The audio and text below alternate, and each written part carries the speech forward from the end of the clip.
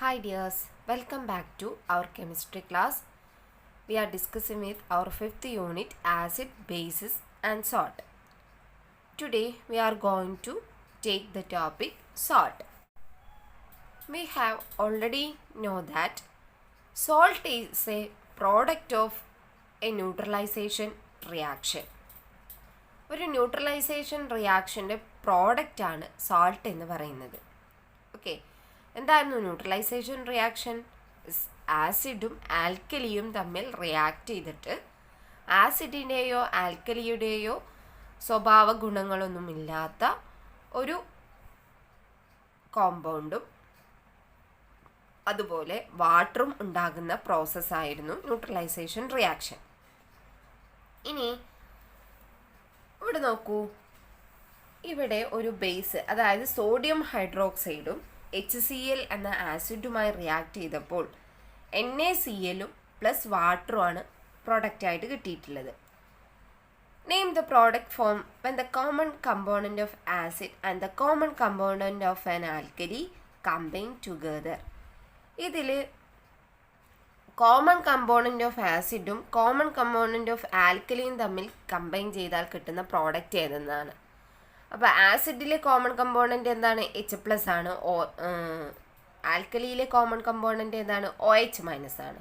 അപ്പോൾ OH- H+ഉം react ചെയ്താൽ കിട്ടുന്നത് water, that is H2O, which is the positive ion present in sodium hydroxide.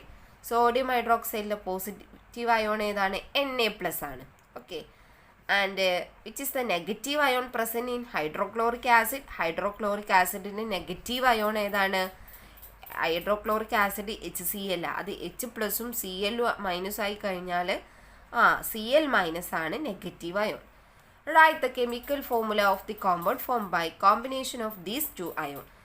ഇനി സോഡിയം ഹൈഡ്രോക്സൈഡിലെ പോസിറ്റീവ് അയോണും ഹൈഡ്രോക്ലോറിക് ആസിഡിലെ നെഗറ്റീവ് അയോണും കമ്പൈൻ ചെയ്താൽ ഉണ്ടാകുന്ന പ്രോഡക്റ്റ് ഏതായിരിക്കും? അപ്പോൾ Na+ Cl- gives NaCl, that is sodium chloride. That is, ഈ സോഡിയം ക്ലോറൈഡിനെയാണ് നമ്മൾ എന്ത് വിളിക്കുന്നത്? സാൾട്ട് എന്ന് വിളിക്കുന്നത്. Okay, sodium chloride is a salt formed by the reaction between HCl and NaOH. Okay. Neutralization is the process in which acid and alkali react with each other to form salt and water. Okay. അപ്പോൾ neutralisation reaction എന്ന് പറഞ്ഞു കഴിഞ്ഞാൽ എന്താണ്? ആസിഡും ആൽക്കലിയും combine ചെയ്തിട്ട് വാട്ടറും സോൾട്ടും ഉണ്ടാകുന്ന product. ഇനി സോൾട്ട് എന്ന് പറഞ്ഞു കഴിഞ്ഞാൽ യൂഷ്വലി അയോണിക് കോമ്പൗണ്ട്സ് ആണ്. അങ്ങനെ പറഞ്ഞു കഴിഞ്ഞാൽ എന്താണ്? NaClനെ Na+ഉം Cl- ആയിട്ട് ഡിസോസിയേറ്റ് ചെയ്യാൻ കഴിയും. Complete the equation for the reaction between dilute sulfuric acid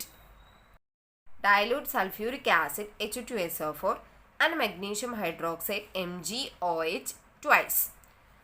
അപ്പോൾ ഇവിടെ MgOH twice ആണ് ആൽക്കലി, H2SO4 ആണ് ആസിഡ്. അത് റിയാക്ട് ചെയ്തപ്പോൾ നമുക്ക് കിട്ടിയ സാൾട്ട് എന്ന് പറയുന്നത് MgSO4, ദാറ്റ് ഈസ് മെഗ്നീഷ്യം സൾഫേറ്റും പിന്നെ 2 molecule ഓഫ് വാട്ടറുമാണ്. Then what are the product form here? Magnesium sulfate and water. ഇനി identify the salt given in the table and find out acid and alkali required for the formation of salt. ഇനി നിങ്ങൾ ശ്രദ്ധിക്കേണ്ട കാര്യം എന്താണെന്ന് വെച്ച് കഴിഞ്ഞാൽ, ഒരു ആൽക്കലിയും ആസിഡും കമ്പൈൻ ചെയ്തിട്ട് പ്രോഡക്റ്റായിട്ട് സാൾട്ട് ഫോം ചെയ്യുന്ന സമയത്ത് ഈ സാൾട്ടിൽ ഏത് സാൾട്ട് ആയിക്കോട്ടെ, സോഡിയം ക്ലോറൈഡ് ആയിക്കോട്ടെ, മെഗ്നീഷ്യം സൾഫേറ്റ് ആയിക്കോട്ടെ, മെഗ്നീഷ്യം ക്ലോറൈഡ്, കാൽഷ്യം സൾഫേറ്റ്, ഏത് തന്നെ ആയിക്കോട്ടെ, ഈ സാൾട്ടിലെ ഫസ്റ്റ് പാർട്ട് ഉണ്ടല്ലോ, അതായത് പോസിറ്റീവ് ഭാഗം കിട്ടുന്നുണ്ടാവുക ആൽക്കലിയുടെ ഭാഗത്ത് നിന്നാണ്. അതുപോലെ നെഗറ്റീവ് പാർട്ട് ഉണ്ടല്ലോ, അതായത് നെഗറ്റീവ് അയോൺ കിട്ടുന്നത് എവിടെ നിന്നാണ്? ആസിഡിൽ നിന്നാണ്. സപ്പോസ് എക്സാമ്പിൾ പറയാം. അതായത് ഇപ്പോൾ സോഡിയം ക്ലോറൈഡിനെ നമുക്ക് എക്സാമ്പിൾ ആക്കിയിട്ട് എടുക്കാം, NaCl. അപ്പോൾ ഈ NaCl എന്ന ഈ സാൾട്ടിലെ പോസിറ്റീവ് പാർട്ട് എന്ന് പറയുന്നത് ഇതാണ്, Na+ൻ്റെയും പാർട്ടാണ്. നെഗറ്റീവ് പാർട്ട് എന്ന് പറയുന്നത് Cl- ആണ്. ഓക്കെ, ഈ Na കിട്ടുന്നത് എന്തിൽ നിന്നാണെന്നാണ് നമ്മൾ പറഞ്ഞത്? യെസ്, ആൽക്കലിയിൽ നിന്നാണ്. അതുപോലെ ഈ Cl, അതായത് നെഗറ്റീവ് പാർട്ട് കിട്ടുന്നത് ആസിഡിൽ നിന്നാണ്. അപ്പോൾ ഇവിടെ ഈ ഏത് ആൽക്കലിയിൽ നിന്നായിരിക്കും ഇത് കിട്ടിയിട്ടുണ്ടാവുക? NaOH. അതായത് ഏതാണോ ഇവിടെ തന്നിട്ടുള്ളത് എഴുതുക, അതിൻ്റെ കൂടെ നമ്മൾ എന്ത് ചെയ്യുക? ആൽക്കലിയിലെ പൊതുവായിട്ടുള്ള ഘടകമായ OH എഴുതുക. അതുപോലെ ആസിഡിൻ്റെ നിന്നാണ് നെഗറ്റീവ് പാർട്ട്, അതായത് Cl- കിട്ടുന്നത്. അപ്പോൾ ഏതാണ് ആസിഡ് എന്ന് കണ്ടെത്താൻ നമ്മൾ എന്ത് ചെയ്യുക? ആസിഡിലെ പൊതുവായിട്ടുള്ള ഘടകമായ H ഇതിൻ്റെ കൂടെ എഴുതി കൊടുക്കുക. അപ്പോൾ HCl എന്ന് കിട്ടി. ഓക്കെ, മനസ്സിലായോ? അപ്പോൾ പോസിറ്റീവ് പാർട്ട് കിട്ടുന്നത് ആൽക്കലിയിൽ നിന്നും, നെഗറ്റീവ് പാർട്ട് അല്ലെങ്കിൽ നെഗറ്റീവ് അയോൺ കിട്ടുന്നത് ആസിഡിൽ നിന്നുമാണ്. ഓക്കെ, എല്ലാ സാൾട്ടിൻ്റെ കേസിലും ഇതുപോലെയാണ്. അപ്പോൾ നമുക്ക് ഒരു സാൾട്ട് തന്നു കഴിഞ്ഞാൽ അത് കമ്പൈൻ ചെയ്തിട്ടുണ്ടാകുന്ന ആസിഡും ആൽക്കലിയും എന്നാണെന്ന് എഴുതാൻ കഴിയും. അതാണ് ഇനി നെക്സ്റ്റ് നമ്മൾ ഒരു ടേബിളിനകത്ത് ചെയ്യാൻ പോകുന്നത്. നോക്കൂ, മഗ്നീഷ്യം ക്ലോറൈഡ് എന്നൊരു സാൾട്ട് തന്നിട്ടുണ്ട്. അതിൻ്റെ കെമിക്കൽ ഫോർമുല MgCl2. അങ്ങനെയാണെങ്കിൽ ഇത് കമ്പൈൻ ചെയ്തിട്ടുണ്ടാകുന്ന ആസിഡ് ഏതായിരിക്കും? ഏത് ആസിഡ് കമ്പൈൻ ചെയ്തപ്പോഴാണ് കിട്ടിയിട്ടുണ്ടാവുക? യെസ്, HCl ആണ് അല്ലേ? അതായത് Cl ആണ് നെഗറ്റീവ് പാർട്ടിൽ വന്നിട്ടുള്ളത്. പിന്നെ ആൽക്കലി ഏതാണ്? Magnesium hydroxide MgOH twice. Okay, next calcium sulphate. Calcium സൾഫേറ്റിൻ്റെ കെമിക്കൽ ഫോർമുല CaSO4 ആണ്. അപ്പോൾ ഈ Ca എന്ന് കിട്ടിയിട്ടുള്ളത് ആൽക്കലിയിൽ നിന്നാണ്, ഈ SO4 എന്ന് കിട്ടിയിട്ടുള്ളത് ആസിഡിൽ നിന്നാണ്. അപ്പോൾ ഏത് ആസിഡാണ് SO4 ഉള്ളത്? H2SO4, സൾഫ്യൂരിക് ആസിഡാണ്. Then alkali calcium hydroxide CaOH twice. ഈ ട്വൈസ് ഏതിൻ്റെയാണ്? ഈ കാൽഷ്യം 2+ ആണ്. അതുപോലെ Mg2+ ആണ്. ആ ചാർജാണ് ഇവിടെ. അതൊക്കെ നമ്മൾ ഓൾറെഡി ഓക്സിഡേഷൻ നമ്പറൊക്കെ ഡിസ്കസ് ചെയ്ത സമയത്ത് പറഞ്ഞിട്ടുണ്ടായിരുന്നു. Then sodium then aluminium sulphate. അപ്പോൾ ഈ അലുമിനിയം എവിടെ നിന്ന് കിട്ടി? നെഗറ്റീവ് പോസിറ്റീവ് പാർട്ട് ആൽക്കലി എന്നാണ് അല്ലേ? അതായത് AlOH ത്രൈസ്. എങ്ങനെ ത്രൈസ് വന്നു? Al3+. ഓക്കെ, അതായത് നമ്മൾ ഇൻ്റർചേഞ്ച് ചെയ്ത് എഴുതും എന്നൊക്കെ പറഞ്ഞിട്ടുണ്ടായിരുന്നു. ദെൻ അപ്പോൾ ഇവിടെ സൾഫേറ്റ് കിട്ടണമെന്നുണ്ടെങ്കിൽ ഏത് ആസിഡാണ്? H2SO4. Sodium nitrate NaNO3. അപ്പോൾ HNO3യിൽ നിന്നാണ്, അതായത് നൈട്രിക് ആസിഡ് Na കിട്ടിയിട്ടുണ്ടാവുക സോഡിയം ഹൈഡ്രോക്സൈഡ് എന്ന ആൽക്കലിയിൽ നിന്ന്. Then potassium phosphate K3PO4. അപ്പോൾ K3PO4 ഫോസ്ഫേറ്റ് കിട്ടണമെങ്കിൽ ഏത് ആസിഡാണ്? H3PO4 ഫോസ്ഫോറിക് ആസിഡും. അതുപോലെ പൊട്ടാസ്യം കിട്ടണമെങ്കിൽ ഏത് ആസിഡായിരിക്കും? Potassium hydroxide. ഓക്കെ, ഒന്നുമില്ല, സിമ്പിളാണ്. ഈ സാൾട്ടിൻ്റെ കെമിക്കൽ ഫോർമുലയിലേക്ക് നോക്കുക. ഫസ്റ്റ് ഭാഗം, അതായത് പോസിറ്റീവ് ഭാഗം കിട്ടുന്നത് ആൽക്കലിയിൽ നിന്നാണ്. അപ്പോൾ ഈ പോസിറ്റീവ് ഭാഗത്തിൻ്റെ കൂടെ നമ്മൾ എന്ത് ചെയ്ത് ആൽക്കലി കിട്ടാൻ വേണ്ടിയിട്ട് OH ആണല്ലോ ആൽക്കലിയിലെ പൊതുഘടകം, അത് എഴുതുക. പിന്നെ ഈ ഭാഗം കിട്ടുന്നത്, നെഗറ്റീവ് ഭാഗം കിട്ടുന്നത് ആസിഡിൽ നിന്നാണ്. അപ്പോൾ നമ്മൾ അതിൻ്റെ കൂടെ H ചേർത്തിട്ട് HCl H2SO4. അങ്ങനെ നിങ്ങൾക്ക് ഫെമിലിയർ ആയിട്ടുള്ള ആസിഡുകളിൽ ഇപ്പോൾ ഈ Cl-ഉം SO4-ഉം NO3-യും PO4 ഒക്കെ കണ്ടപ്പോൾ മനസ്സിലായല്ലോ.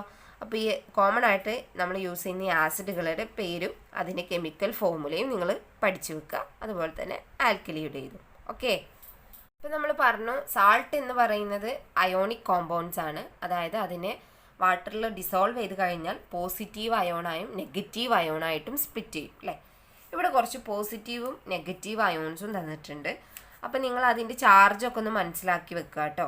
ഇത് നന്നായിട്ടൊന്ന് മനസ്സിലാക്കി വെക്കുക. പഠിക്കാൻ കഴിയുന്നവർ പഠിക്കുകയും ചെയ്യുക. ഓക്കെ, അപ്പോൾ നമുക്ക് ഈ സോൾട്ടിൻ്റെ ഒക്കെ എക്സാമിന് ചോദിക്കും കേട്ടോ. ഇമ്പോർട്ടൻ്റ് ആയിട്ടുള്ള ഭാഗമാണ്. അപ്പോൾ ഈ കെമിക്കൽ ഫോമുല തന്നിട്ട് ആസിഡും ആൽക്കലിയും എഴുതാനൊക്കെ പറയും. അല്ലെങ്കിൽ ആസിഡും ആൽക്കലിയും തന്നിട്ട് അതിൽ നിന്ന് ഉണ്ടാകുന്ന സോൾട്ടിൻ്റെ പേര് എഴുതാനൊക്കെ പറയും. അപ്പോൾ നിങ്ങൾക്ക് ഈ ചാർജുകൾ മനസ്സിലാവണം. എങ്കിലേ ഇപ്പോൾ ഈ OH ട്വൈസും ത്രൈസൊക്കെ വരുന്നത് നിങ്ങൾക്ക് മനസ്സിലാവുള്ളൂ. അതിന് വേണ്ടിയിട്ട് ഈ ടേബിൾ നന്നായിട്ട് പഠിച്ചു വെക്കുക. ഓക്കെ. ഇനി നെക്സ്റ്റ് ഈ ടേബിളിനകത്ത് കുറച്ച് സാൾട്ടുകളുടെ നെയിമും കെമിക്കൽ ഫോർമുലയും തന്നിട്ടുണ്ട്. പിന്നെ ചിലതിൻ്റെ പോസിറ്റീവ് അയോണും നെഗറ്റീവ് അയോണും ഏതാണെന്നും കൊടുത്തിട്ടുണ്ട്. ബാക്കിയുള്ളത് നമ്മൾ കംപ്ലീറ്റ് ചെയ്യണം. സോഡിയം ക്ലോറൈഡിൽ chemical formula NaCl, positive ion Na+, negative ion Cl-. Magnesium സൾഫേറ്റിൽ കെമിക്കൽ ഫോർമുല MgSO4ഉം positive ion Mg2+. Okay, then SO4 2-. Okay, അപ്പോൾ ഈ 2+, 2- ഒക്കെ വരുന്നത് എങ്ങനെയാണെന്ന് നമ്മൾക്ക് അറിയാം. പക്ഷേ എങ്കിലും നിങ്ങൾ മനസ്സിലാക്കി വെക്കുകയാണെങ്കിൽ പെട്ടെന്ന് ആൻസർ ചെയ്യാൻ കഴിയും. അതിനാണ് ഈ ടേബിൾ പഠിക്കാൻ പറഞ്ഞത്. Then calcium carbonate CaCO3, Ca2+ഉം CO3 2-. Then നിങ്ങൾക്ക് ഇഷ്ടമുള്ള ഏതെങ്കിലും സാൾട്ട് എഴുതുക, അതിൻ്റെ കെമിക്കൽ ഫോർമുല എഴുതുക, പോസിറ്റീവ് അയോൺ എഴുതുക, നെഗറ്റീവ് അയോൺ എഴുതുക. അപ്പോൾ ഇവിടെ ഞാൻ പൊട്ടാസ്യം സൾഫേറ്റ് എഴുതിയിട്ടുണ്ട്, K2SO4, K2+ഉം SO4 2-. Then sodium sulphate Na2SO4, Na+ഉം SO4 2-.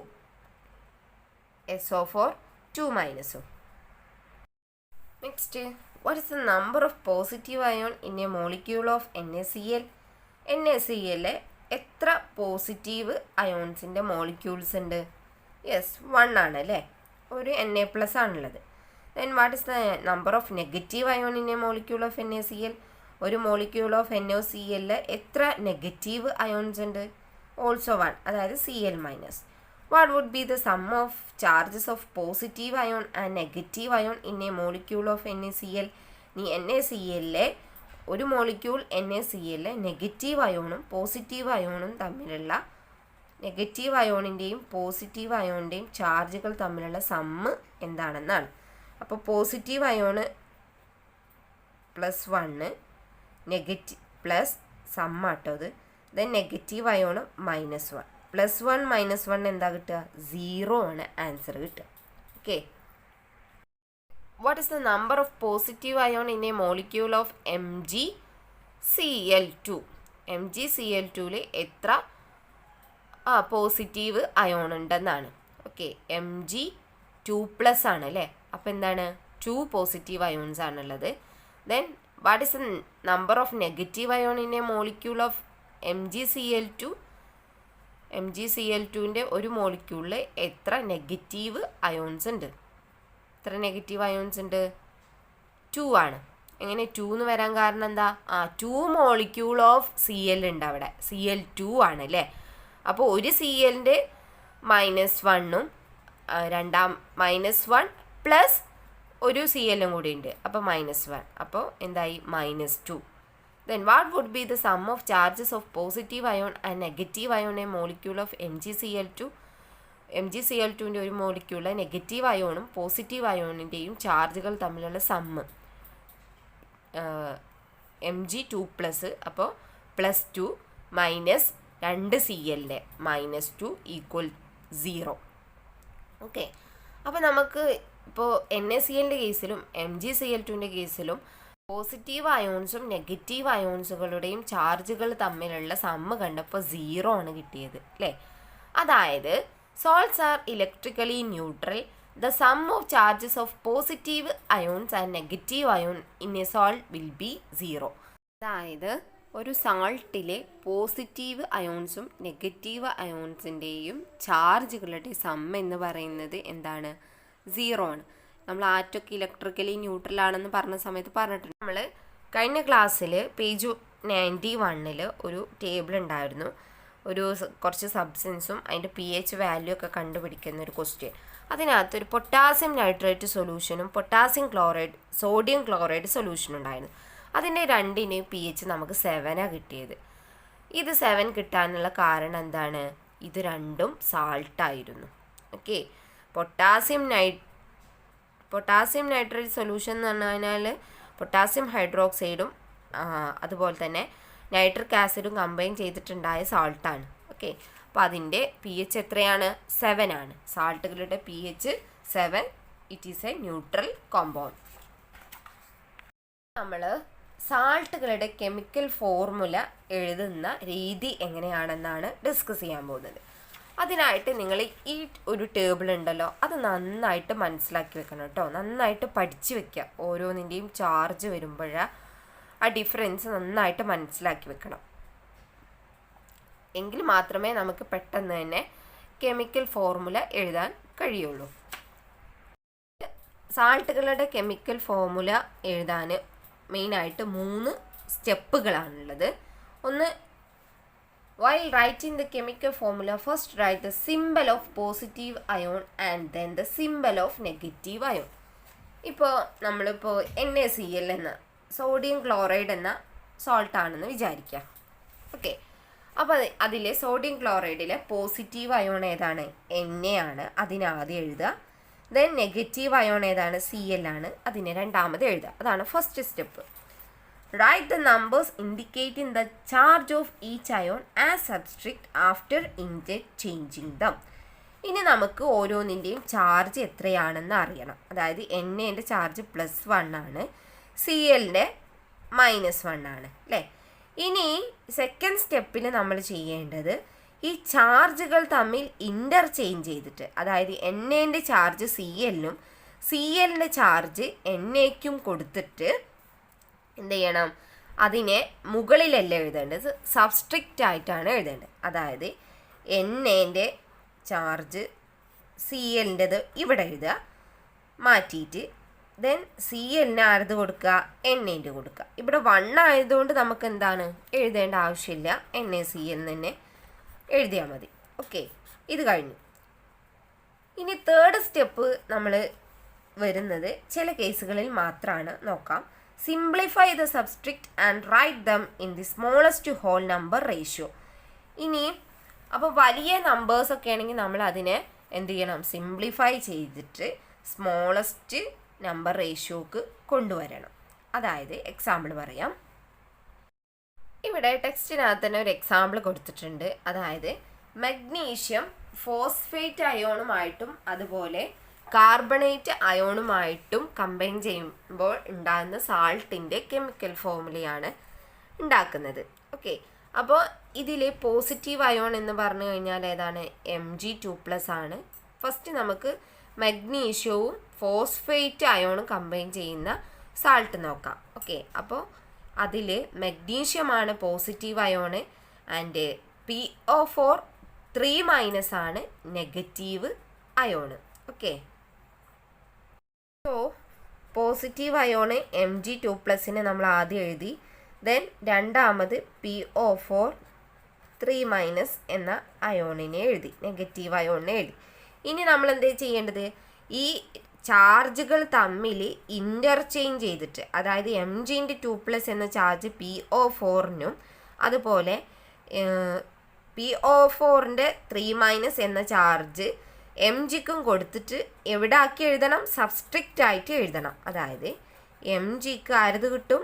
Mg3 അല്ലേ, 3 and PO4 twice. Okay, Mg3 PO4 twice എന്നാണ് മഗ്നീഷ്യം ഫോസ്ഫേറ്റിൻ്റെ കെമിക്കൽ ഫോർമുല. ഇതിനെ നമുക്ക് സിംപ്ലിഫൈ ചെയ്യാൻ കഴിയില്ല. കാരണം എന്താ? 3ലും 2ലും കോമൺ ആയിട്ട് പോകുന്ന ഫാക്ടർ ഒന്നും തന്നെ ഇല്ല.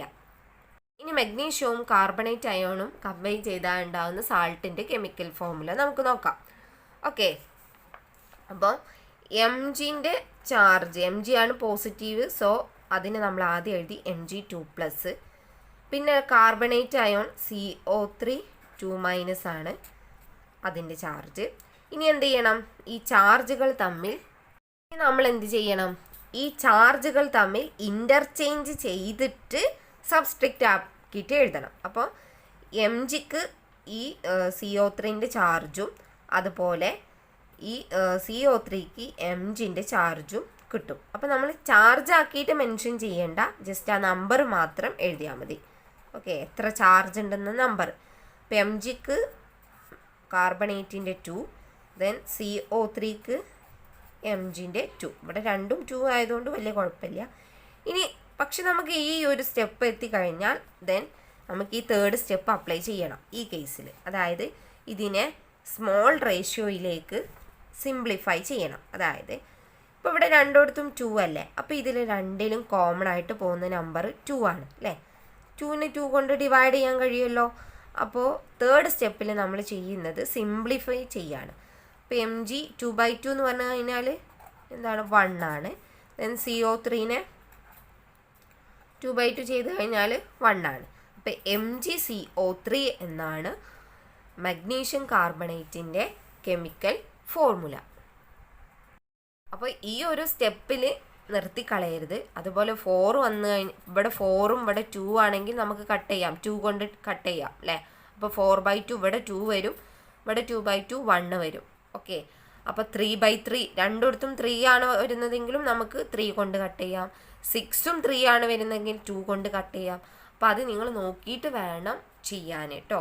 അപ്പോൾ സെക്കൻഡ് സ്റ്റെപ്പ് കഴിഞ്ഞ് കഴിഞ്ഞാൽ നിങ്ങൾ നന്നായിട്ട്, അതായത് രണ്ട് പേരുടെയും ചാർജുകൾ തമ്മിൽ ഇൻ്റർചേഞ്ച് ചെയ്തിട്ട് സബ്സ്ട്രിക്റ്റ് ആയിട്ട് എഴുതിയതിന് ശേഷം ഇതിൽ രണ്ടിലും പോകുന്ന കോമൺ ഫാക്ടർ ഉണ്ടോ നോക്കിയിട്ട് സിംപ്ലിഫൈ ചെയ്തിട്ട് വേണം എഴുതാൻ. ഓക്കെ, ഇനി ഇവിടെ പോസിറ്റീവ് അയോണും നെഗറ്റീവ് അയോണും തന്നിട്ടുണ്ട്. ഇതിൽ നിന്ന് ഉണ്ടാക്കാൻ കഴിയുന്ന മാക്സിമം സാൾട്ട് ഉണ്ടാക്കിയിട്ട് അതിൻ്റെ കെമിക്കൽ ഫോർമുല നമ്മളോട് എഴുതാനാണ് പറഞ്ഞിട്ടുള്ളത്. അപ്പോൾ Ca2+ഉം അതുപോലെ NH4+ഉം തന്നിട്ടുണ്ട്, കാൽഷ്യം അയോണും അമോണിയം അയോണും. പിന്നെ ഈ കാൽഷ്യം 2+ ഈ 3 നെഗറ്റീവ് അയോണുമായി കമ്പൈൻ ചെയ്താൽ നമുക്ക് 3 സാൾട്ട് കിട്ടും. അതുപോലെ ഈ അമോണിയം അയോൺ ഈ 3 സാൾട്ടുകളുമായി കമ്പൈൻ ചെയ്താൽ വേറെ 3 സാൾട്ട് കിട്ടും. അപ്പോൾ ടോട്ടൽ 6 സാൾട്ടുകൾ നമുക്ക് ഇതിൽ നിന്ന് ഫോം ചെയ്യാം. എന്നിട്ട് നിങ്ങൾ അതിൻ്റെ കെമിക്കൽ ഫോർമുല ഇതുപോലെ സ്റ്റെപ്പ് ഫോളോ ചെയ്തിട്ട് എഴുതുക. ഒന്ന് മിസ് പറഞ്ഞുതരാം. ഫസ്റ്റ് കാൽഷ്യം ക്ലോറിനും കമ്പൈൻ ചെയ്തിട്ട് കാൽഷ്യം ക്ലോറൈഡാണ് ഉണ്ടാകുന്നത് അല്ലേ. അപ്പോൾ calcium 2+ positive ion and chlorine negative ion. Okay, then എന്ത് ചെയ്യുന്നു, ഇവയുടെ ചാർജുകൾ തമ്മിൽ ഇൻ്റർചേഞ്ച് ചെയ്തിട്ട് സബ്സ്റ്റിറ്റ്യൂട്ട് ആയിട്ട് എഴുതുന്നു. അപ്പോൾ Caക്ക് ഇതിൻ്റെ ചാർജ് 1 ആണ് കിട്ടുക. 1 ആണെങ്കിൽ നമ്മൾ സാധാരണ മെൻഷൻ ചെയ്യേണ്ട. പിന്നെ Clന് എന്ത് ചെയ്യുന്നു, Caൻ്റെ ചാർജ് കിട്ടുന്നു, അതിൻ്റെ നമ്പർ നമ്മൾ സബ്സ്റ്റിറ്റ്യൂട്ട് ആയിട്ട് എഴുതുന്നു. CaCl2. ഇതിൽ കോമൺ ഫാക്ടേഴ്സ് ഒന്നും ഡിവൈഡ് ചെയ്യാനില്ലാത്തതുകൊണ്ട് CaCl2 എന്ന് തന്നെ എഴുതിയാൽ മതി. ഓക്കെ, ചാർജുകൾ ഇൻ്റർചേഞ്ച് ചെയ്തിട്ട് സബ്സ്ക്രിപ്റ്റ് ആയിട്ടാണ് എഴുതേണ്ടത്. അത് നിങ്ങൾ പ്രത്യേകം ശ്രദ്ധിക്കണം. അതായത് ഈ താഴെയാണ് എഴുതേണ്ടത്. ഓക്കെ, ഇതുപോലെ ബാക്കി കാൽഷ്യത്തിൻ്റെ സൾഫേറ്റും ഫോസ്ഫേറ്റും കമ്പൈൻ ചെയ്യുന്നതും അതുപോലെ അമോണിയത്തിൻ്റെ ക്ലോറിനും ഫോസ്ഫേറ്റും സൾഫേറ്റും കമ്പൈൻ ചെയ്യുന്നതും നിങ്ങൾ ഹോംവർക്കായിട്ട് ചെയ്യാം. ഇനി ഇതിനകത്ത് ഒരു ടോപ്പിക് കൊണ്ടേ ഉള്ളൂ, അതുകൊണ്ട് കഴിഞ്ഞ് കഴിഞ്ഞാൽ നമ്മുടെ ഈ ചാപ്റ്റർ അവസാനിക്കും. അപ്പോൾ അതും കൂടി പറഞ്ഞിട്ട് നിർത്താം. യൂസസ് ഓഫ് സാൾട്ട് എന്ന ടോപ്പിക്കാണ്, സാൾട്ടുകളുടെ ഉപയോഗങ്ങൾ. അപ്പോൾ നമുക്കറിയാമല്ലേ, നമ്മൾ കൃഷി ചെയ്യുന്ന സമയത്ത് ഒരു സോയിലിൽ ഇപ്പോൾ എല്ലാ ഒരു പ്ലാന്റിൻ്റെ ഗ്രോത്തിന് വേണ്ട എല്ലാ എലമെൻറ്റ്സും ഉണ്ടായിക്കൊള്ളണം എന്നില്ല അല്ലേ. അതിന് വേണ്ടിയിട്ടാണ് നമ്മൾ എന്ത് ആഡ് ചെയ്യുന്നത്, ഫെർട്ടിലൈസേഴ്സ് ആഡ് ചെയ്യുന്നത് അല്ലേ, വളങ്ങളൊക്കെ ആഡ് ചെയ്യുന്നത്. അപ്പോൾ ചില സോയിലിൽ ചില കമ്പോണൻറ്റ് നന്നായിട്ടുണ്ടാവും, ചിലത് ഉണ്ടാവില്ല. അപ്പോൾ ഇല്ലാത്തത് നമുക്ക് ആ പ്ലാന്റ്സിൻ്റെ ഗ്രോത്തിന് കിട്ടാൻ വേണ്ടിയിട്ട് ഫെർട്ടിലൈസേഴ്സ് ആഡ് ചെയ്യുന്നു. അപ്പോൾ ഈ ഫെർട്ടിലൈസർ സാൾട്ടിൻ്റെ ഏറ്റവും പ്രധാനപ്പെട്ട ഒരു യൂസ് എന്ന് പറഞ്ഞു കഴിഞ്ഞാൽ ഫെർട്ടിലൈസിങ് പർപ്പസ് ആണ്. അതായത് ഫെർട്ടിലൈസർ ആയിട്ടാണ് അധികം സാൾട്ടുകളും യൂസ് ചെയ്യുന്നത്. അതിന് എക്സാമ്പിൾ കുറച്ച് ഇവിടെ കൊടുത്തിട്ടുണ്ട്. പിന്നെ ഈ ടേബിളിനകത്ത് കുറച്ച് സാൾട്ടും അതിൻ്റെ കെമിക്കൽ നെയിമും അതിൻ്റെ കെമിക്കൽ ഫോർമുലയും അതിൻ്റെ യൂസ് കണ്ടെത്തിയിട്ട് നമ്മളോട് എഴുതാനാണ് പറഞ്ഞിട്ടുള്ളത്. അപ്പോൾ ഈ ടേബിൾ ഫില്ല് ചെയ്തത് നോക്കിയിട്ട് ഓരോന്നിൻ്റെയും യൂസസ് മനസ്സിലാക്കി വെക്കുക കേട്ടോ. ഓക്കെ,